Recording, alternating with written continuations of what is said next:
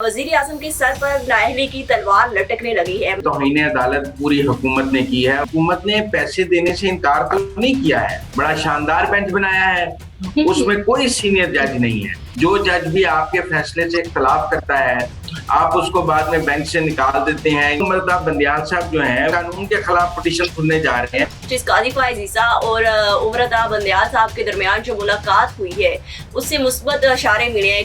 मुस्बत इशारे होते तो आज काजी फाइज ईसा बेंच में मौजूद होते। पार्लियामान और अदलिया नहीं जीत सकती, मुल्क को मजीद क्योस की तरफ ले जाएंगे उमरता बंदियाल। फवाद चौधरी साहब तो सुप्रीम कोर्ट को आग लगा रहे हैं, तो अब तो उनकी आखिरी उम्मीद यही है कि सुप्रीम कोर्ट इस हुकूमत को गिरा दे।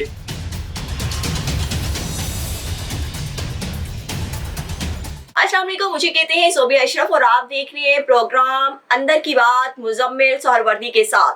फंड्स की अदब फराहमी के बाद वजीर आजम के सर पर नाअहली की तलवार लटकने लगी है, मगर अब देखना ये है कि ये सियासी नाअहली की तलवार जो है वजीर आजम का सर कलम करेगी या फिर किसी और का। इसी के हवाले से आज हम बात करेंगे। तो सर ये बताएं, आज जो सुप्रीम कोर्ट में हेयरिंग हुई है और सुप्रीम चीफ जस्टिस ने तलब कर ली है अटॉर्नी जनरल को और गवर्नर स्टेट बैंक को भी, और 14 मई को उन्होंने अपने चैम्बर में तलब किया है। आपको क्या लगता है आगे क्या होगा?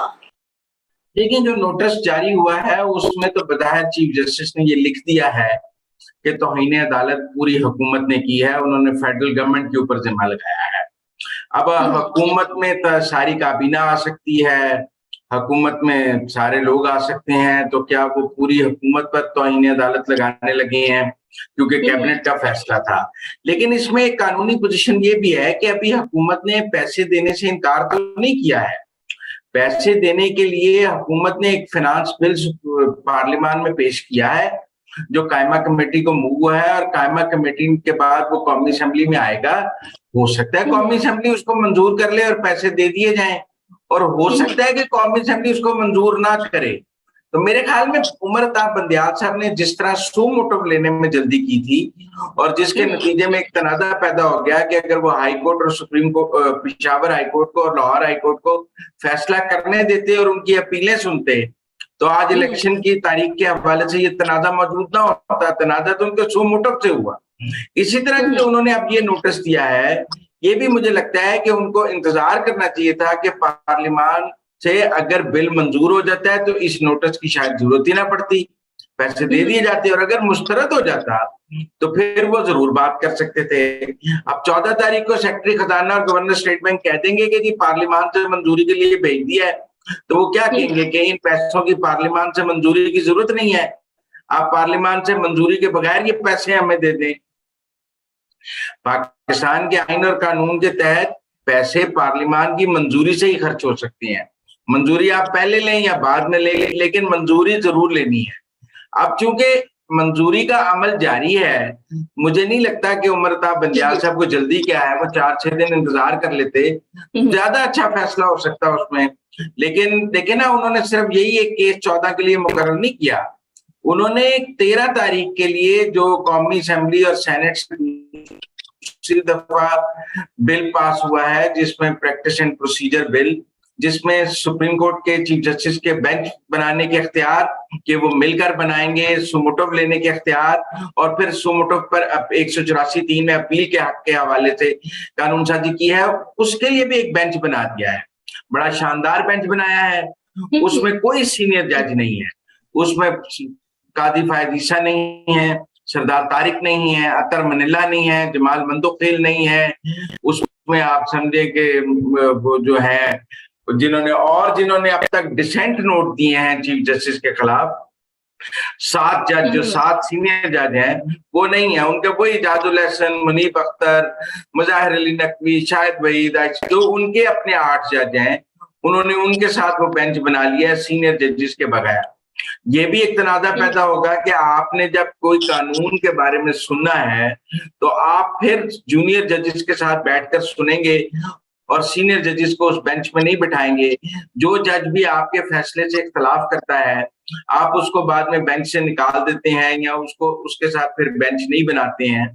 फिर इस नए रोस्टर पे इशरत अली रजिस्ट्रार के ही दस्तखत हैं, उसके बारे में भी काजी ईसा साहब पहले ही फैसला दे चुके हैं कि वो तो ट्रांसफर हो चुके हैं, कैबिनेट उनको वापस बुला चुकी है, वो अभी तक बतौर रजिस्ट्रार कैसे काम कर रहे हैं। तो लिहाजा मेरे ख्याल में इतना आसान नहीं होगा उमर अताब बंदयाल साहब के लिए पूरी काबीना पर तौहीन अदालत लगाकर पूरी काबीना को तौहीन अदालत में सजा दे दें। उनको समझना होगा कि कैबिनेट का एक फैसला है, अकेले वजीर आजम का तो फैसला है नहीं। अब दूसरी ऑप्शन ये है कि उन्होंने सेक्रेटरी खजाना और गवर्नर स्टेट बैंक को बुलाया।